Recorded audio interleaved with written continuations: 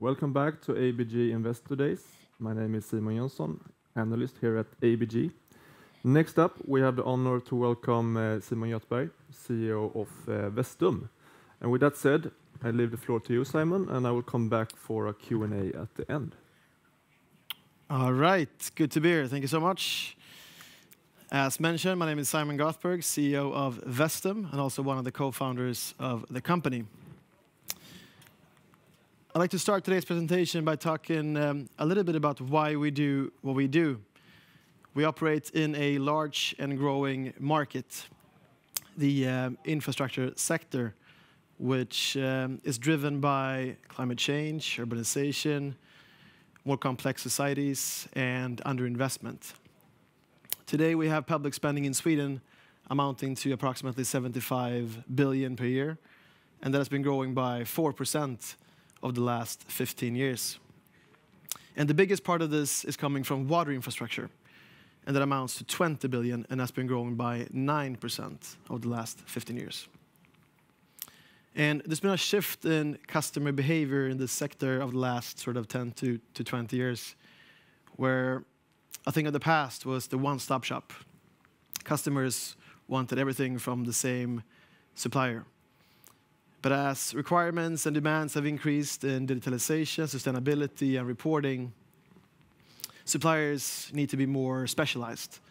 And we think that the winners in this sector will be the most specialized suppliers that can maintain a high degree of specialization. So we have created a platform and an organization that is best in class in identifying, acquiring, and developing leading suppliers in infrastructure.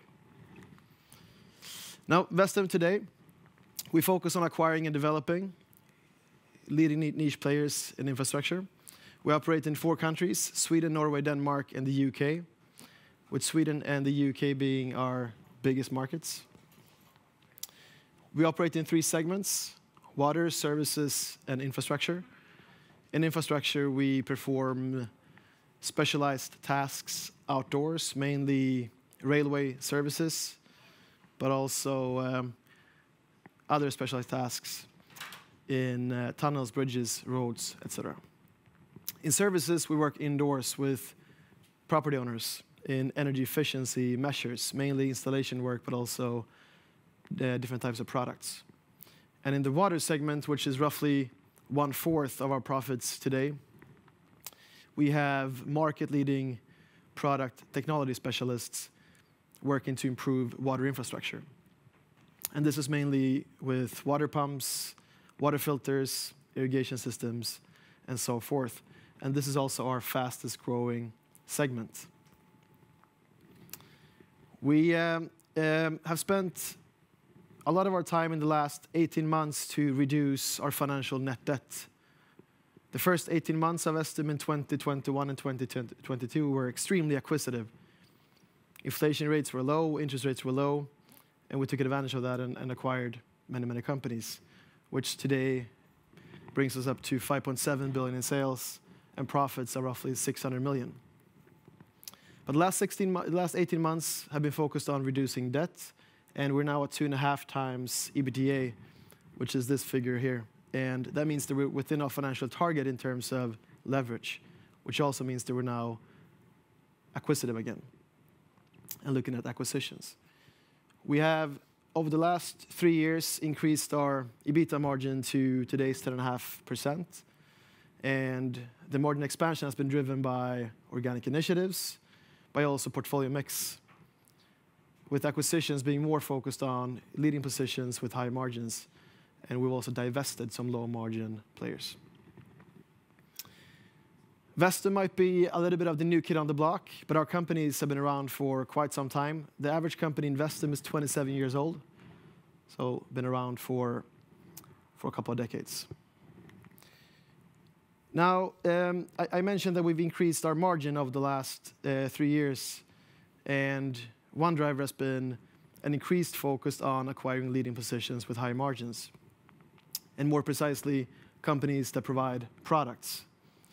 Service companies are great. They're asset light and require not a lot of working capital, And they're also local champions, meaning that they have strong positions in their respective regions.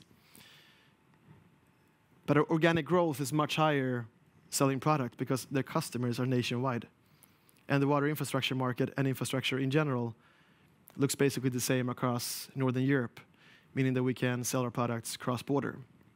So we can use other companies' investments, their customer bases, and their distribution channels to bring our companies and our products to other countries. And all of the companies that now represent 44% of our profits, all those products, are market leaders. And they're highly niche, meaning that they have super strong market positions, so they can maintain high prices, leading to high margins. So the average margin for these companies is above 15% on an EBITDA level. So our products is increasing in Vestum from 20% to now 44%. This is per 2023. Looking at Q1, it actually increased a little bit more, so now it's at roughly 47%. Half of this is products exposed to water. So let's talk a little bit more about water.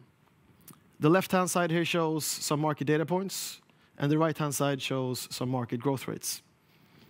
Roughly 70% of the world is covered by water, and access to water is a question of transportation. There's a fixed amount of water in the world. This means that we need to be efficient in pumping water, in supplying water, and ensuring that we have efficient pumping technology solutions. And I think this number right here is super interesting. Up to 70% of water being pumped from water source to households or end user is lost. And how is that possible? Well, because the pipework and the piping was built decades ago. So it's extremely underinvested. I think in the UK, in London, some of these pipework were built in wood, which is crazy. And looking at the right-hand side, we supply irrigation systems, and that market is expected to grow by 7.5% over the next 5 years on a global scale. We have public investments going into the water and wastewater systems in Sweden and Norway, which is expected to grow by 6% over the next couple of years. And in the UK, as mentioned, very underinvested.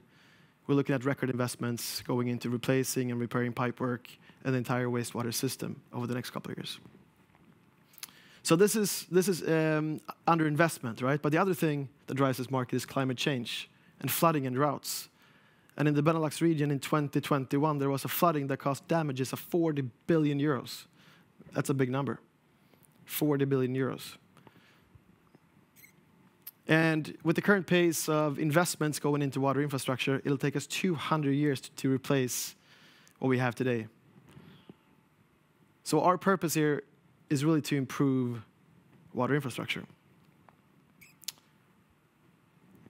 So that's one thing, right? Improving water infrastructure. And how big is this market? It's a global market.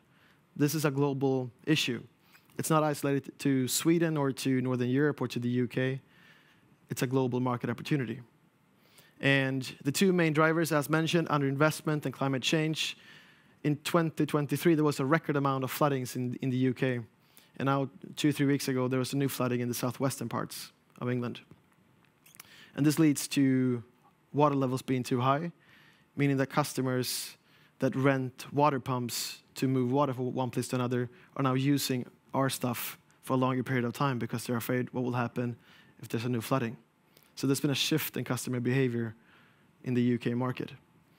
And we've identified a fragmentation between the large OEMs. We're not going to compete with the large OEMs. We don't do that. The Xylems and the Grundfos of the world. But between the OEMs and the end customers, there's a fragmentation in value-added distributors, in system integrators, in companies supplying control panels, remote telemetry units, and monitoring systems. And this is what we have today and where our focus will remain going forward. All of our companies in this segment is market leaders. They have margins of 20%. The water segment is at 20% EBITDA margin, and with superior returns. And by returns, I'm referring to EBITDA over net working capital.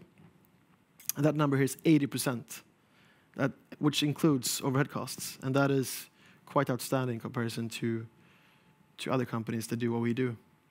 So we think that we have a solid platform that can be both acquisitive, adding acquisitions, but also growing organically.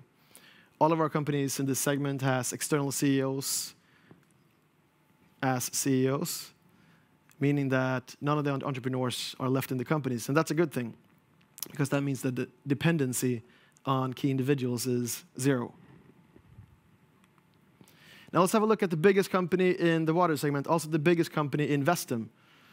This is our biggest company in Vestum, called Pump Supplies. It's a UK market leader in submersible electrical pumps. So pumps this size. You drain them down into water, connect it to electricity, and then pump water from one place to another.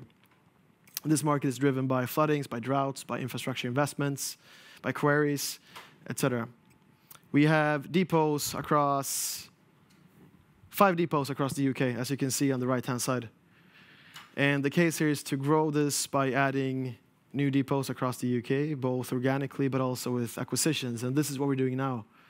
I was in the UK a couple of weeks ago, going back next week to help this company grow with add-on acquisitions. And as you can see here, phenomenal financial performance. They've grown organically by 20% per year over the last 3 years, while simultaneously increasing their margin to 21%. Phenomenal market position, 1 of 3 players that do what they do in a heavily underinvested market. So leaving the water segment, moving over to some financials. I have 2 slides on financials with me today. One is on cash flow. Over the last couple of quarters, firstly, as you can see here, the blue bars, that's operating cash flow. Vestum defined as EBITDA minus change in net working capital minus capex. Over the last couple of quarters, cash conversion has been over 100% on an LTM basis over the last 12 months.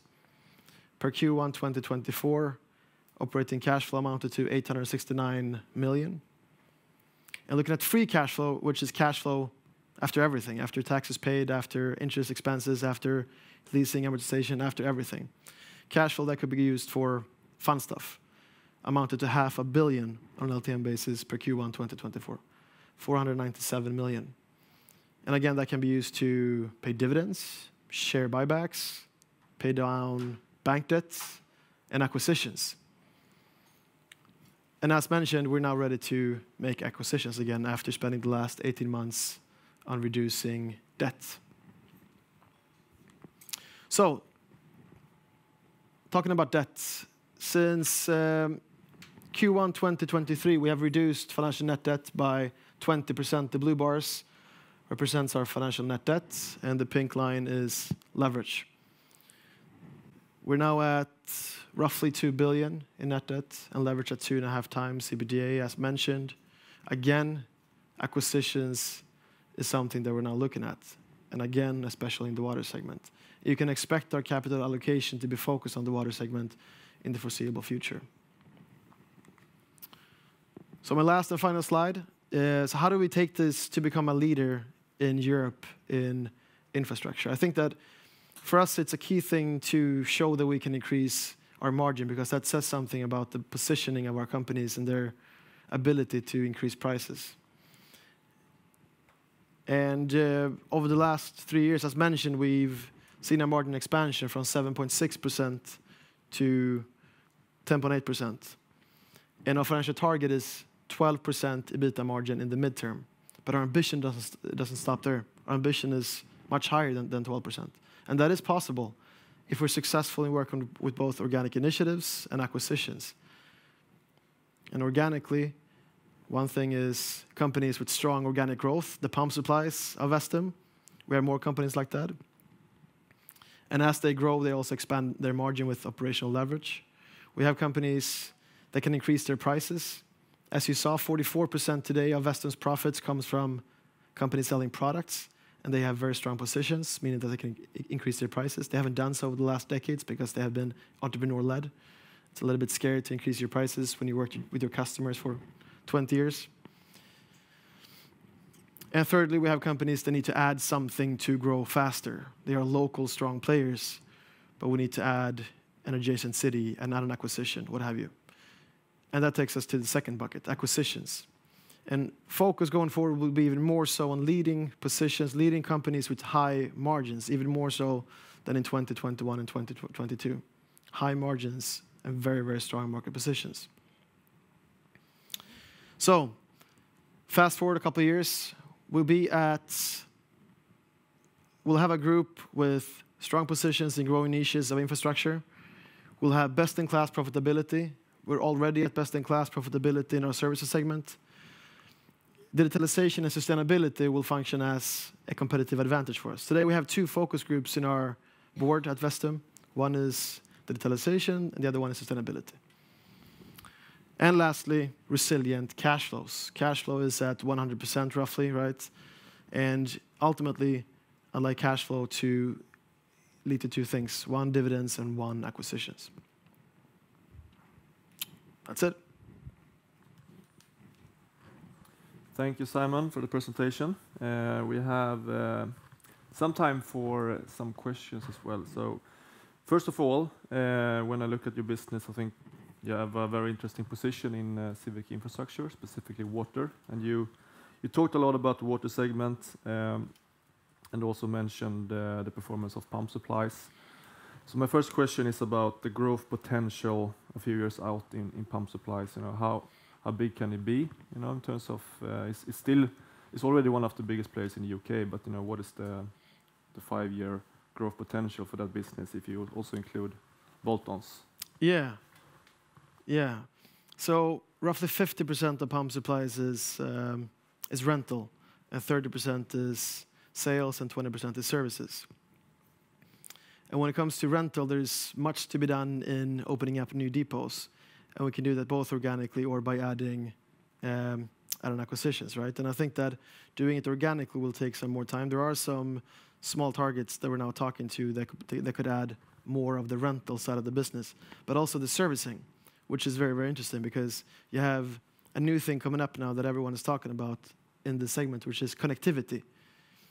You need to add intelligent monitoring systems, meaning that when you install a pump or when you do these pumping services, these pumping solutions, instead of going out on site physically 6 times per year, you can do that twice a year and save resources by having monitoring systems that do that remotely. So that is something that we're now adding more technology into this business. And as mentioned, I was in the UK a couple of weeks ago and now going back. So I think that what you can expect from us is that we will allocate our capital towards pump supplies and towards the UK market to accelerate this growth even further. Thank you. And you know, UK is a great market for this, but you know, there are more countries in Europe with similar characteristics. So I mean, are there other pump supplies that you think you could potentially look at acquiring over time, and what kind of countries would that be?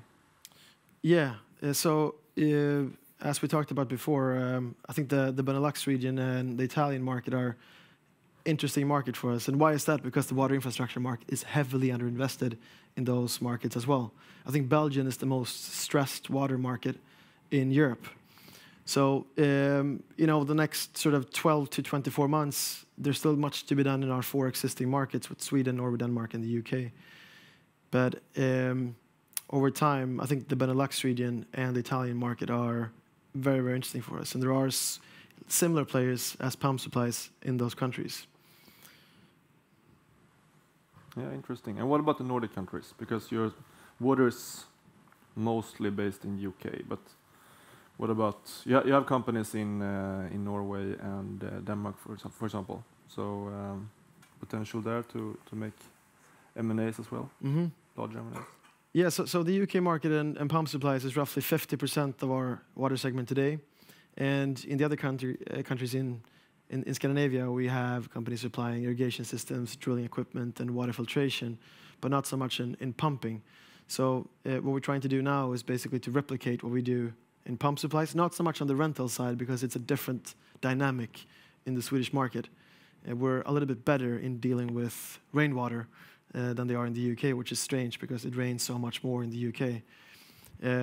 But yeah, so I think you can expect us to increase our sort of pumping presence in the Nordic going forward as well, and to grow our existing platforms because, as mentioned, all of these companies in the segment, have solid structural capital.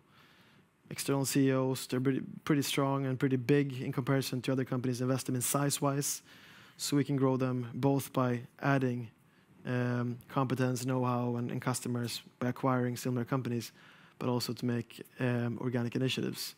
And we're also more focused on clean water in the Nordic region than we are in the UK.